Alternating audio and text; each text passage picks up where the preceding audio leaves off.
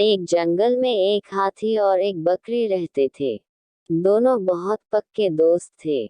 दोनों साथ में मिलकर हर दिन खाने की तलाश करते और साथ में ही खाते थे। एक दिन दोनों खाने की तलाश में अपने जंगल से बहुत दूर निकल गए। वहां उन्हें एक तालाब दिखाई दिया। उसी तालाब के किनारे एक बेर का पेड़ था। बेर का पेड़ देखकर हाथी और बकरी बहुत खुश हुए। वह दोनों बेर के पेड़ के पास गए।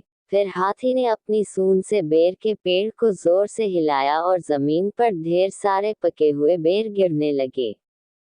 बकरी जल्दी जल्दी गिरे हुए बेरों को इकट्ठा करने लगी। संयोगवश उसी बेर के पेड़ पर एक चिड़िया का घोंसला भी था, जिसमें चिड़िया का एक बच्चा सो रहा था और चिड़िया दाने की खोज में कहीं गई हुई थी।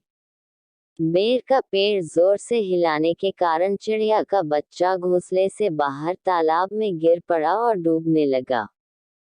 चिड़िया के बच्चे को डूबता हुआ देखकर उसे बचाने के लिए बकरी तालाब में कूद गई, लेकिन बकरी को तैरना नहीं आता था। इस वजह से वह भी तालाब में डूबने लगी। बकरी को डूबता हुआ देखकर हाथी भी तालाब में कूद गया और उसने चिड़िया के बच्चे और बकरी दोनों को डूबने से बचा लिया।